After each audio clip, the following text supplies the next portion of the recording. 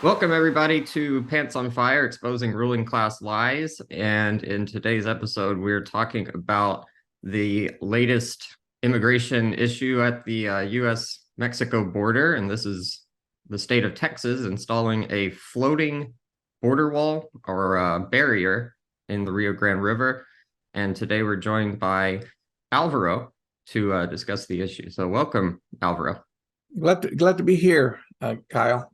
Well, we've got lots to talk about. So the current news about this floating barrier that the governor of Texas has installed in the Rio Grande River. It has these buoys, these about 4 foot wide buoys with razor wire in between them. They've got saw blades, looks like saw blades inside them or between them. And it's basically just another border wall, but it's a floating border wall in the Rio Grande River.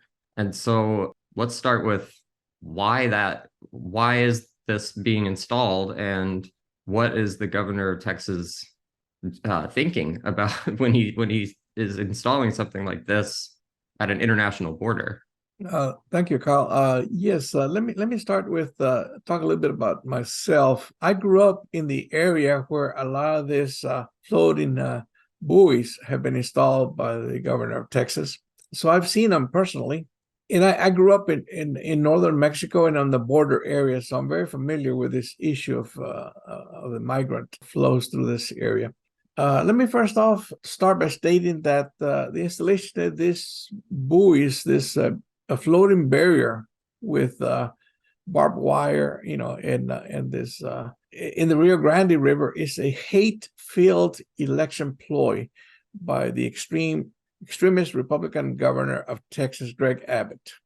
Before the buoys were installed, Greg Abbott tried something else. He tried putting container boxes all along the river in that area of Eagle Pass and other similar entry ports in order to garnish attention and publicity for the Republican-led extremist campaign of hate against immigrants of color by stating that there was an actual invasion of the state of Texas by immigrants from south of the border and carrying drugs. All this is absurd. Migrant labor has been going on in the border areas for centuries. Because remember, at one time, all Texas and all southwestern United States belonged to Mexico, and then later, when after the U.S. invasion of Mexico and the stealing of all these lands, there was still a lot of migrant labor between the two countries. I think at some point we need to talk about what's driving this immigration waves, but they're not coming from. They're coming through Mexico, but they're not coming from Mexico themselves. It's coming from these are migrants coming from Central America, primarily Guatemala and Honduras as the major sources of this migrant flows coming through. And many of them are seeking asylum in our country. And that's the law that the Republican governors, I think there were like 20 governors that met down in the Eagle Pass area at the border to have a press conference about this, and a couple of them did mention the asylum seeking aspect of it and how they kept saying that we need a common sense approach. The way they presented themselves and their case for this was that their goal is to protect migrants and to keep them safe when they cross. And so instead of crossing in dangerous areas where the river could be dangerous, they're installing these buoys to encourage them to use the legal ports of entry. This is all a false argument, Kyle. The last thing that the Republican Party and even the U.S. ruling class wants is regular migration of labor to this country. The reason they don't want it is because they want to exploit cheap labor from south of the border. So the labor migration is being caused by inequality in wages in Central America, Mexico, and the United States. Mexico, for instance, the minimum wage in Mexico is about at least, a ratio of 1 to 5 or 1 to 10. I forget what it is now, because it's being raised. The minimum wage is being raised in Mexico since Lopez Obrador became president. But it's still, there's a huge difference in wages between the countries of Mexico and Central America and that of the United States. So U.S. business, in pursuit of profits, wants to employ undocumented workers to come to this country and employ them in the service industry and in the construction industry. But they don't want them to be secure. They don't want them to come here legally, because if they did, they might ask for their rights to be respected. And they may be able to stand up and start forming unions and asking for more equitable wages and so forth, and better working conditions. And that's the least thing they want. So they're being hypocritical. That's not what they want. If they wanted legal migration, it's very easy. All you have to do is tell the U.S. State Department to increase the number of legal visas to be issued in Central America, in Honduras and Guatemala, and corresponding with the waves of migration coming in, and let them seek those visas, legal visas, in their country. Well, they're not doing that. A lot of people think that all you have to do is ask and you will get it, and it's not true. There are no visas available, because that's not what they want. There are some visas available, but those are very small compared to the number of people that want to leave their country because of extreme poverty or insecure conditions and unsafe conditions in their country, seeking asylum and seeking a better life for their families. So this is more than, you think this is more just a political stunt for the upcoming election than anything else? It is a political stunt for the upcoming election. It's based on racism against brown immigrants. You notice that they don't make a big fuss about immigration from Canada or from Europe. They don't do that. Although we know that a lot of Europeans come into this country with tourist visas, and they overstay their tourist visas. Actually, no, they're not required to have visas. They just have to register to come in. And they overstay their visas. But nobody is questioning any of that. Remember, the waves of this is a country that was made out of immigrants, right? And the only ones that are not recent immigrants were the Native Americans that have been here for thousands of years. And when they came through Ellis Island, did they bring documents? Or they, the Irish and the Germans and all the other European peoples from the Dutch and the British, did they bring documents? No, they were not required. Now they're required, because they started by not requiring them under the exclusion acts against the Chinese and against the Japanese and so forth. So now they're doing it to Latinos, and it's because it's driven by profit motive, that they want undocumented workers to come here to this country to work cheap and hard under insecure conditions, so they can be exploited. So they don't want to issue work visas for them. Although the United States has a shortage of labor, the reason there's a shortage of labor is because most people don't want to work for such low wages and salaries. They want better wages and salaries and better working conditions. And a lot of migrant workers come into this country. They will forego that, especially if they're working under insecure conditions where they could be deported for asking for their rights to be respected. So it is a ploy by the Republican Party, but it is a system that is imposed by the ruling class of this country and could be remedied very easily. The pretend statement that was made about asking them to go somewhere else actually is the opposite. The safest areas for migrants to go through is in that area, for instance, of Eagle Pass and other areas like that, close to municipalities. They're being forced to enter the country in other areas that are very hot, and they're dying by the hundreds in the desert, walking through the desert in harsh conditions. In the middle of August, think about it. In the middle of August, you're walking across the border in regions out there in the middle of nowhere, walking in the heat. And so many of them are dying from heat exhaustion, lack of water and resources. And So it's the opposite of what they're saying. So they And I want know that people. because I grew up in that region, and I know, and there's a total disregard for human life, there. Yeah. Yeah. They what they say, and then the contradictions even in what some of these governors in their statements at the press conference. It was like, we want to make sure that the migrants are safe, and if some of them get caught up in that razor wire and need a band-aid, then so be it, if that's protecting us from them. So you can't say both things. I mean, you want to protect the migrants, but if some of them get hurt and if some of them die, that's okay, because it's the people that are coming over are dangerous and criminals, is basically what they're saying. They're basically saying that they have total disregard for human life.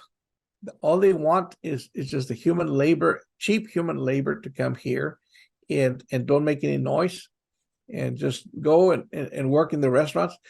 I live in Houston.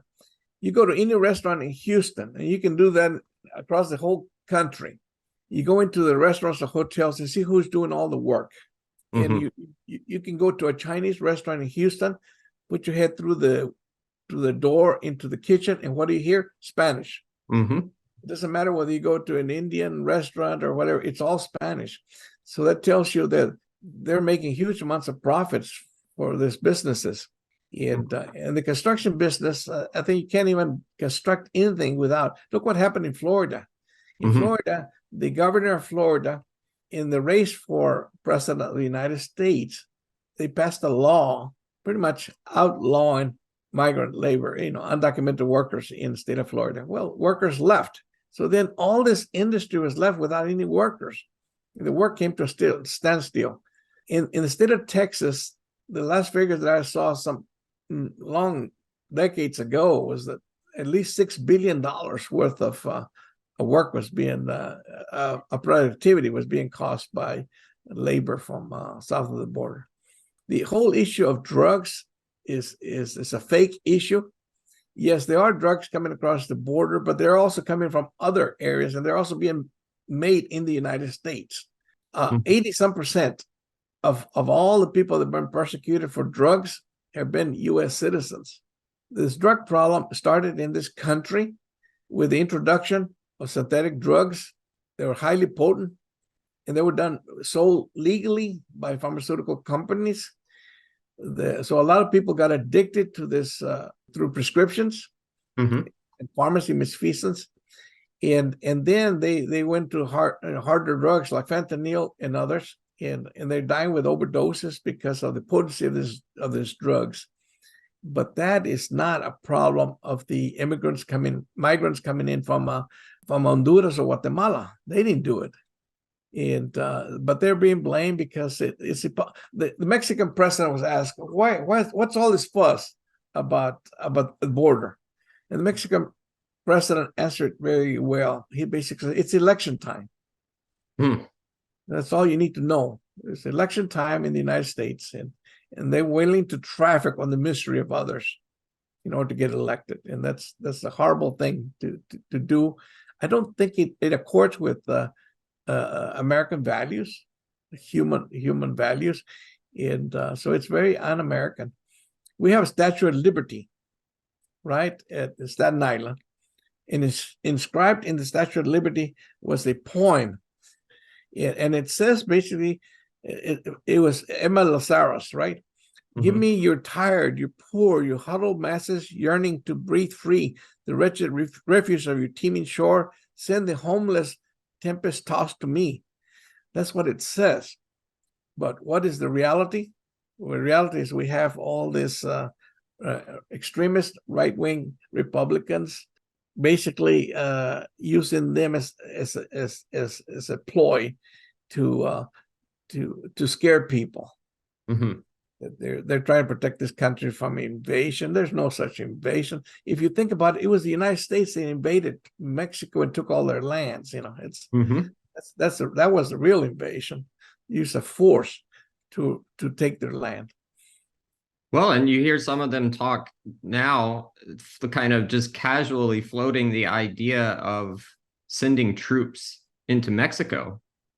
That's absolutely right. In fact, if you go back and trace what's happening in Central America, it started out when the United States interfered by organizing counter-revolutionaries in Central America to fight the revolutionaries in El Salvador, in Guatemala, and so forth.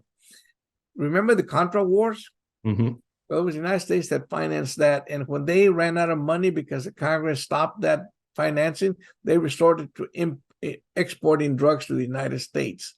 This was the CIA exporting drugs to the United States in order to finance the Contra Wars. So what happened at that time? A lot of people left El Salvador and left Nicaragua and they left Guatemala and came to the United States trying to flee from the war in its conditions. And then what does the United States do in its infinite wisdom? It a lot of the children of these refugees that grew up in LA and Houston and Chicago, they rounded them up and they sent them. These were gang members. They sent them back to their original country from where their parents came from. They're not from there, or they no longer associate with El Salvador or Guatemala or any of those countries. These are refugees and people fleeing from extreme poverty. So the United States helped create some of that crisis. The other crisis is climate change, right? So that's what capitalism all over the world has caused this problem with climate change, and it's affecting rural areas of Central America and Southern Mexico very heavily, where the subsistence farmers cannot make a living because from their subsistence farming. And it was deliberate. The local government, working in conjunction with the United States, stopped a lot of the water flows to their areas, so make them flee. They wanted them to flee, come to the United States, and work cheap. Mm-hmm. Well, that's being reversed in Mexico, but it's still the case in Central America because those are poor countries, less resources. So let's talk about Mexico and their position and their stance on this issue, because under President Trump we had the Remain in Mexico policy, which was very controversial, and that seems to be what the Republican governors now are calling for, is to bring that policy back. What was Mexico's stance on that at the time?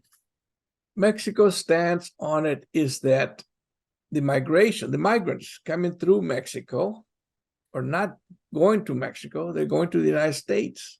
Mm-hmm. That's where they want to go. Many of them seeking asylum, and the right to asylum is guaranteed under international law.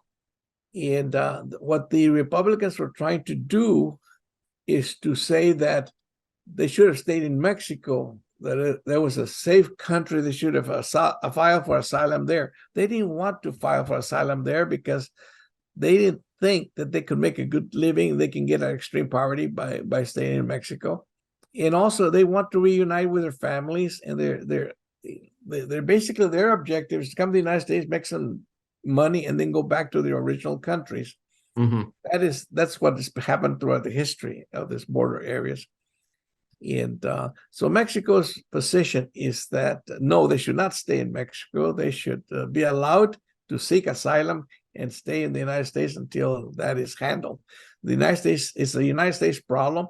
They should. In fact, what the Mexican government is proposing is that the United States government take this asylum request in the original countries, whether it's in Guatemala or Honduras, take the asylum request there and make and hold hearings there and respond to people there in their own countries. Not only that, but also create jobs in those countries so people don't feel they have to leave their homeland, leave their families behind in order to make a living. And so Mexican government has offered jobs programs, which they have employed in Mexico.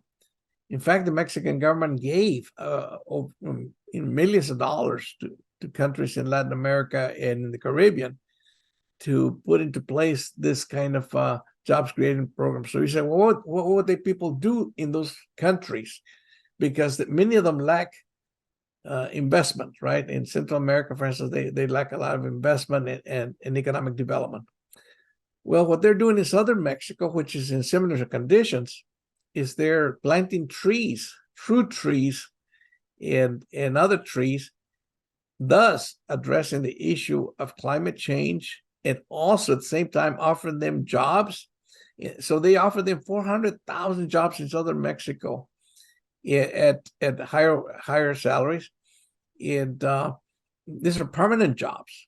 These are not just make up temporary jobs. These are permanent jobs, and they offer to help these countries in Latin America and in the Caribbean to introduce that type of jobs programs.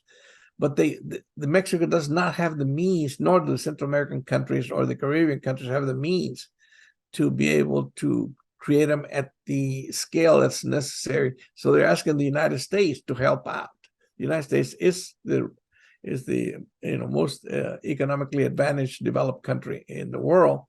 They're asking them to put a fraction of what the United States sends to the war in the Ukraine, to put it into, I think it's $2 or $3 billion that will be needed for economic development in Central America, and that would do a great deal to ensure that people stay in their own homes in Central America instead of coming to the United States. If they were sincere that they really were interested in not accepting immigrants to come to the United States, but rather they stay in their own countries, they would have readily jumped at this opportunity to create jobs in Guatemala and Honduras and in Cuba and other places. But they would not. In fact, they have an embargo, not only against Cuba, but they have an embargo against Venezuela. Now, recently, they allowed some Venezuelans and Cubans and Nicaraguans to come to the United States because of the Cold War attempt, but other than that, they're not doing much for the real immigrants that are coming in. They're from Central America. It doesn't seem like much is being offered from either side of our two-party system here. The Republicans, like I said, there's about 20 governors that went down, and I mean they're all posturing and saying, that this is an invasion, like you said. They're bringing drugs and guns and all of this. The Democrats have been somewhat quiet about it, other than in the context of the Justice Department suing the state of Texas. But I think that you may be onto a big important issue here, is that the capitalist class in the United States needs these migrant workers, and it's absolutely, because economists will tell you that if you want to grow the economy, you need at least two things to happen. Either you have more workers, what's called labor productivity. You either have more workers or you have more machinery. Machinery costs a lot of money, and so the United States is a negative growth rates or very small growth rates. So we could not grow without immigrant labor. So they need that. That is the policy not only of the Republican Party, it's also the policy of the Democratic Party. Who's the president of the country right now? Is Joe Biden. Is he aware of this problem? Is he aware of the solutions that are being offered by Mexico and other countries? The answer is yes, he is. Have they talked about this issue? Many times. Joe Biden has been in Mexico along with the Canadian Prime Minister, and spoke with the president of Mexico, Andres Manuel Lopez Obrador, and all his staff. So they've heard about all of this. They are aware of all this. They refuse to do anything about it. So that tells you a lot about U.S. economic policy and the fact that the U.S. immigration policy. And so that shows you it's by design. So what we're seeing at the border is by design of the ruling class of this country, the capitalist class. And because that's the way they are. Right now the Democratic Party and the Republican Party, they're playing good cop, bad cop. So the bad cop is being played by the Republicans right now. The Democrats are just standing on the sidelines saying, see how horrible those Republicans are. But in fact, that they're not, the Democrats are not doing very much at all. I mean, the ruling class certainly is not doing anything at all about what's happening there. And many Democrats know the situation is real, and they're trying to ameliorate the situation, but they're not offering real root cause solutions. And the real root cause solutions is to create jobs in the countries of origin of immigrants from the South. And that kind of goes into my next point, which is, what's causing the migration from Central America. The conditions there must be just horrendous for people to be willing to risk their lives and in some cases travel by foot Yes, hundreds of miles. You're right. I mean, think about it. Under what conditions would you leave your home, your family, or your friends, and just take off into another land in which you don't know the language, in which you have to traverse long distances full of hazards and dangerous people? Many of them get raped along the way. Many of them get harassed and beaten up and killed along the way. But they do this because of pure necessity, and so there's no need for that. That is totally inhuman thing to put people through.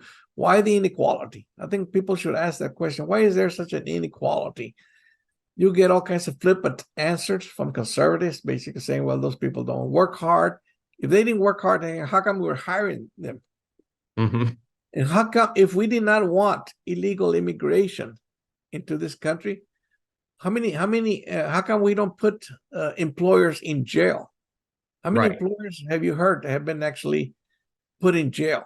How many CEOs have been put in jail because they're taking advantage of undocumented workers? I'm not aware of any. No. Well, that tells you everything you need to know, as to what's really going on there. And it's a political football is being used, and the football is poor migrants coming from these countries, the poor, extreme poor countries.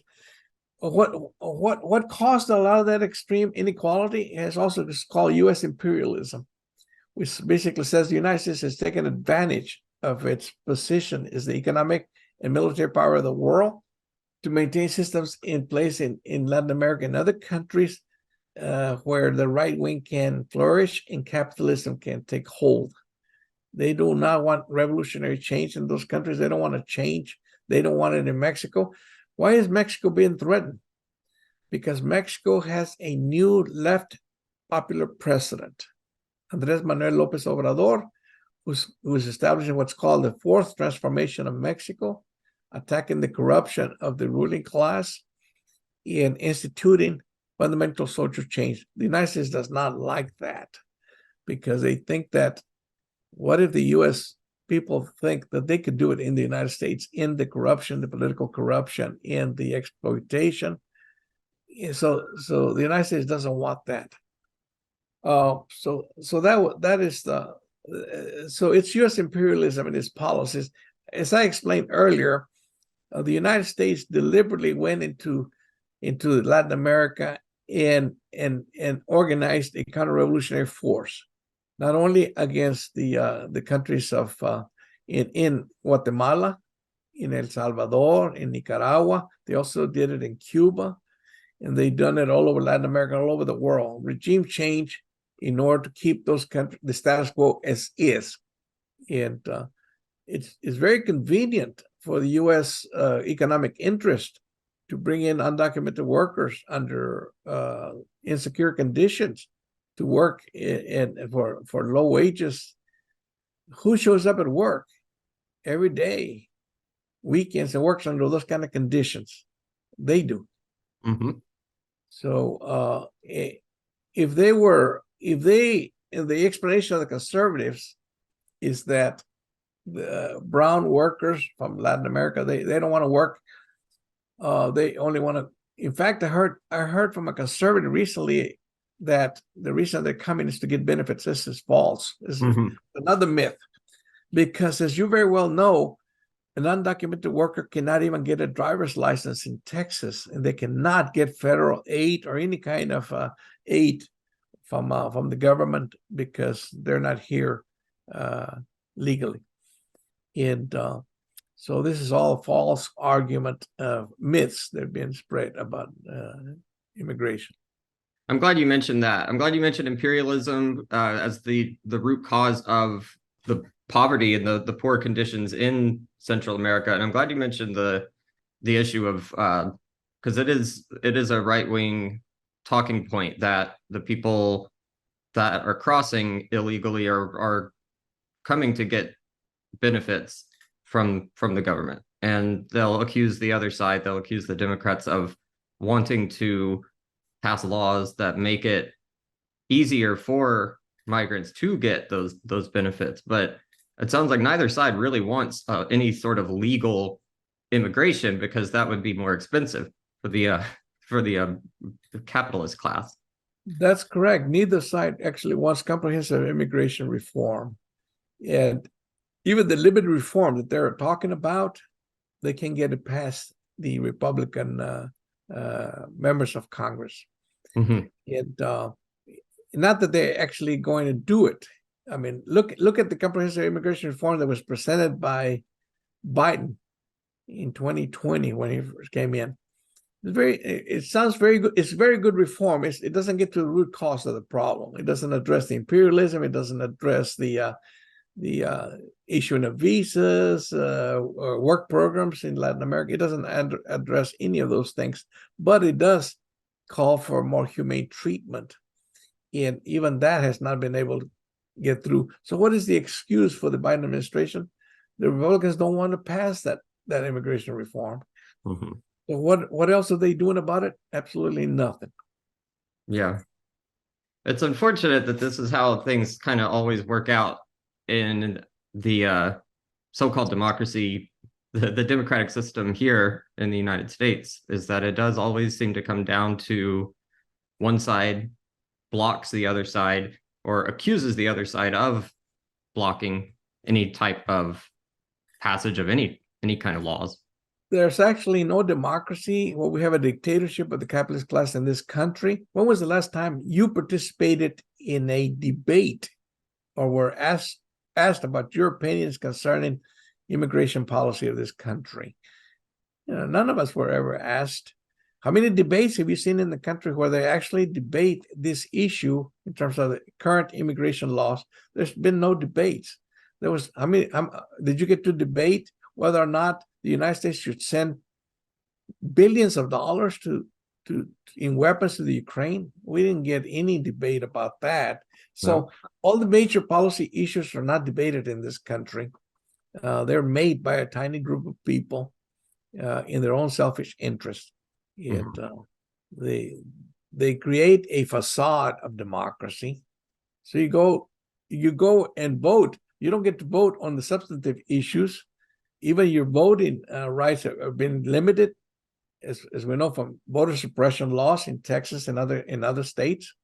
And you don't even get to really determine freely who the candidates should be.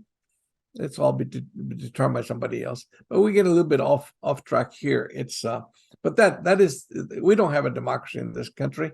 What we have is an imperialist government that goes around the world and suppresses movements for change and equality. So therefore, we don't have any justice and social economic equality around the world. So this unevenness in development is created migrant labor. So is this unique to the United States and to southern in the southern border? No, it is not. Same thing is happening in Europe. Look at conditions that people in Africa are undergoing. So and Middle East, many of them are fleeing to more developed countries that have higher wages and better living conditions. And so it's what it's doing is fueling a hate sponsored right-wing movement in many countries. Look at what's happening in Italy, what's happening in some of the Nordic countries. In France and so forth, is the right wing is gaining popularity using hatred and xenophobic, prejudice, people from Africa and so forth. Yeah, it's not just happening here with the US Mexico border. It's a phenomenon that's happening all over the place, and nobody ever does really speak to the root cause. And imperialism creates the conditions that people are having to flee, and we're going to eventually see a lot more climate migration. We're going to see countries, entire regions of countries become uninhabitable, and there will be massive waves of migration.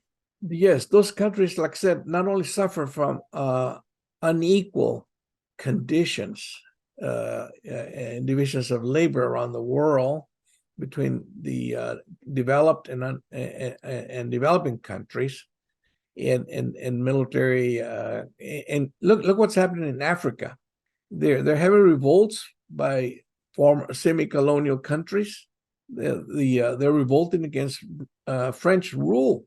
You would think, well, we thought we got rid of colonialism, but it's still present in many countries in Africa, and they're kept what they want, what the imperialists want, the French imperialists and U.S. imperialists want, is cheap commodities, cheap labor in their own countries in order to make more profits, make it more profitable for their own investors in their own countries. So that's what's happening here in Latin America and so forth. So the root cause solution is certainly to fight for a more equitable world, and to have immediately start having jobs programs in those countries to help with their development. Obviously, the United States is not interested in any of that, but these developing countries are. So what's happening? There's a counter current going in the world, where countries are joining the BRIC countries. They're having a meeting this week in Johannesburg, South Africa. And they're talking about getting rid of the petrodollar. They're talking about more equitable relations, a multilateral world, and more equality and better development possibilities. Many countries like Argentina, they're suffering from huge debt. That's another means that imperialism uses to keep countries under control, is they burden them with social problems, and then they put in conditions on them to ensure they don't develop properly, and that they also have to pay outrageous interest rates. And so Argentina cannot seem to get out under that debt, and so many countries are suffering from that debt to the International Monetary Fund, to the World Bank, and other institutions that are run by the same outfits. Usually they're all run by U.S. financial institutions out of New York, but they're also out of London and in Europe. So that's the sort of the best case scenario now is for these countries to align themselves with in opposition to the U.S. Financial system. That's exactly what they're doing. They're joining in I think more than 30 countries have already applied to join the BRICS countries. They include Brazil, Russian Federation, India, China, South Africa.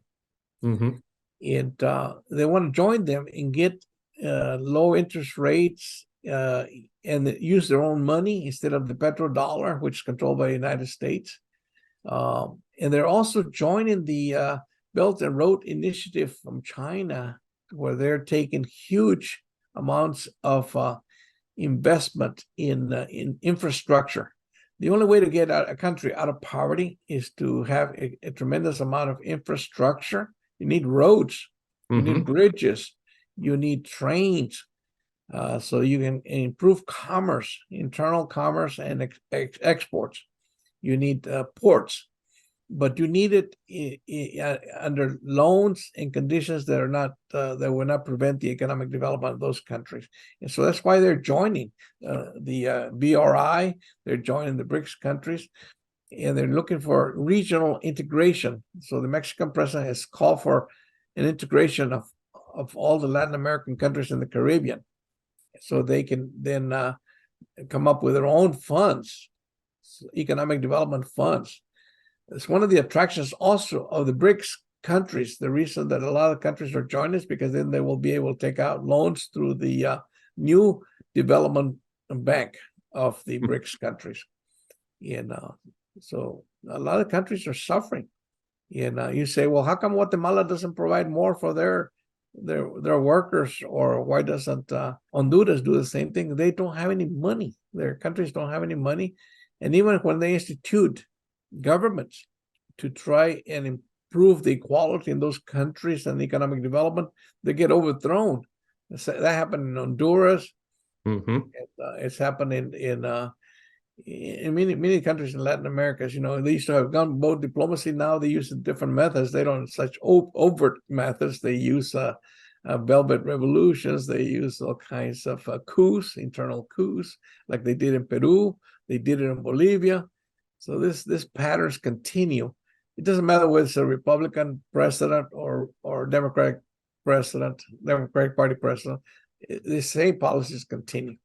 So do you think the BRICS, this movement to join BRICS, is one of the ways out of the current crisis for many of these Central American countries? It is an option, and obviously this is the beginning. It's only the beginning. U.S. imperialism is on its way out, but it takes a long time. How long did the British Empire last, or the Roman Empire? Mm-hmm. They lasted a long time, and so we're going through a transition. What is it going to take? Is it going to take only one solution? No, it's going to take multiple solutions. This reform movement for jobs creation in Central America and Southern Mexico, you know, and mainly in Central America and the Caribbean, that is one of the solutions. There has to be multiple solutions. The other solution certainly is to change immigration policy in this country. So what you're saying, but the American people believe the same thing. They've been led to believe that there are legal ways for immigrants from those countries to come here, and all they have to do is apply for those income and just request that. It's not true, but it is correct that would save a lot of lives, and to regulate my immigration to this country would go a long ways. But they don't want to do that. So our job, certainly in this country, is to raise awareness of these issues, to remove this fake, phony excuses they're putting forth. All these buoys, there's floating barriers, the claims of drug trafficking and all that, that's all made up. Mm-hmm. And we have to see through this whole system. We have to make people aware of the real reasons that we have this migration issues. And I mean, if people wanted to make money from drugs trafficking, why would they come and work in a restaurant in the kitchen? And why would they take the worst jobs? Drug trafficking, actually, you can make a lot of good money, and some people do. Yeah, a lot of them in the United States and some in other countries. So and which was one of the biggest benefactors of pushing drugs, pharmaceutical companies. Remember oxycodone? Yep. They were selling it by the ton, and they were opening up clinics in Florida and all over the country. Oh yeah. Distributing these drugs with phony prescriptions. Yep. Yeah. So I mean that's how a lot of people got addicted. Yeah. To pain medications, you know. Yeah, and the pharmaceutical companies made a killing. I mean, they made just tons and tons of money off of that. And under the false pretense that oxycodone was actually advertised as and marketed as a non-addictive option for pain relief. Yeah, and it's very addictive, you know. And people will make long lines in strip malls so they can go to the pain clinics and get their drugs there. Yeah. This was all supposedly legal, right? They even had a doctor on the premises to issue the prescriptions. Yeah. And then you go next door and there's the pharmacy ready to give it to you. Giving you a 6-month supply. Oh yeah. Yeah, I mean Once you get addicted to this painkillers, then going to fentanyl is not such a stretch. no. I You mean, know, you do fentanyl what is 100 times more potent than other common drugs like heroin or and so forth. yeah. And it's that's the thing that they blame other countries, they blame Mexico, they blame Mhm. Central America for the drug problem when the demand for drugs is coming from this country. The demand for drugs is coming out of this country because people are unhappy. They Yeah. want a quick solution to happiness. They've been addicted from prescription medications, and so the you have to look for the root solution for the drug overdoses and the drug taken in the U.S. because it's the largest consumer of drugs in the world, and there's a reason for that. And we have to know what those are and take and treat it as a health crisis, which it is, Mhm. and address it that way. Instead, what they're doing, they play in games. The ruling class is blaming Mexico for the drug overdoses from fentanyl, for instance. This is the battle of the day Yeah. because I mean, so many people are dying. It's over 100 people are dying every day from overdoses of fentanyl, Hmm. and but they're using this as an excuse to attack the Republicans primarily in the Congress, but there's others too that are attacking Mexico, saying that if Mexico doesn't deal with this problem, just like they're attacking Mexico, as Mexico is not dealing with the migration problem, that Hmm. is Mexico's problem. It's not Mexico's problem. Migrants don't want to go to Mexico. They want to come to the United States. Drugs do not go to Mexico and stay in Mexico because there's no consumption there or enough consumption to be worth it. So they're being Mexico is just the trafficking point for drugs coming from other parts of the world to meet the demand in the United States. Hmm. The reason they're attacking Mexico is because they don't like Mexico's policies. They don't like the fact that Mexico is demonstrating its own sovereignty, creating all this jobs program, creating attacking the corruption in Mexico, trying to get clean elections, instituting some policies they're working class policies.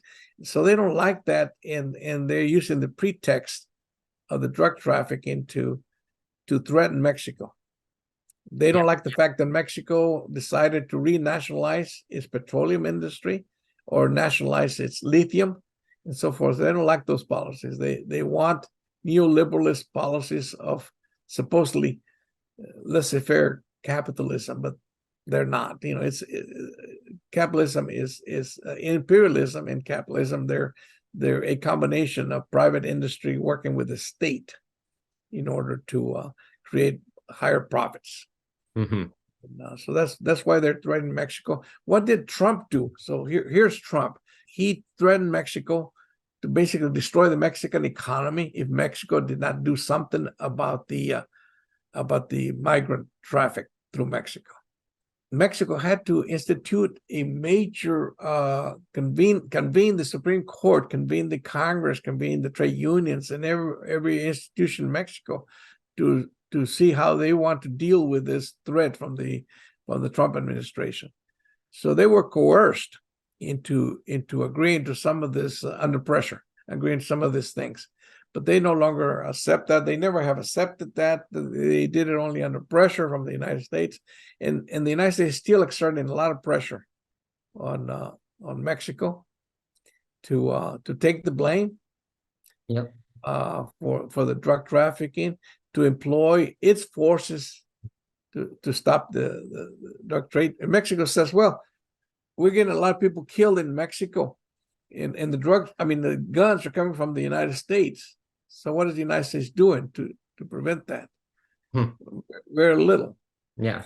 And so, I mean, Mexico say, well, why don't we want to talk about that? They don't want to talk about that. They only want to talk about Mexico taking responsibility for the fentanyl, and Mexico taking responsibility for the migrant labor going through there. Well, Alvaro, thank you very much for coming on to talk about this. And do you have any other points that you wanted to make, or anything that you want people to look into or read about? No, I think that the only hope to change these policies, I think we have to think about to go ahead and raise the consciousness of the American people that we need to have humane policies, and that the American people have the values, the right values, to address these issues, and they're not being addressed by the ruling class in this country, which is undemocratic, and that we need to deal with immigrants. This is an immigration. I mean, this is a country that was built by immigrants and Native Americans, and we need to treat people as human beings. And I think the American people want to do that. They just don't know. They don't understand the situation. They've been told a lot of myths by Republican Governor Greg Abbott and others. Mhm. And they want to scare them to voting based on hate and prejudice, instead of seeking policies of cooperation and understanding, and jointly working with others to address the root causes of these problems. So that's about it. I mean, this is a very long topic, and we're never going to give exhaustive responses to all of it without engaging also other people. But that's, in a nutshell, that's what's happening with these buoys on the border with Mexico. It's just a hate-filled election ploy by Republican Texas Governor Greg Abbott.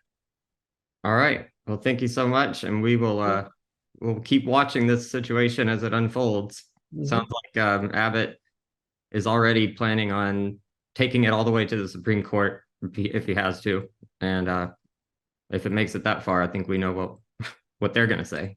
All he has to do is keep it going until the elections next year. So that's all he's worried about, is the elections in 2024. So Yeah. okay. All right. Thank you for the invitation, Kyle, to participate in this podcast, and try to address these pants on fire type of falsehoods that are being spread out there. Yeah, absolutely. And thank you for coming on. Thank you for listening to Pants on Fire, Exposing Ruling Class Lies, the podcast produced by the International Department of CPUSA. Visit our website, cpusa.org, to learn more about the party. Follow us on Twitter at CPUSA Department, and subscribe to this podcast on your favorite podcast app.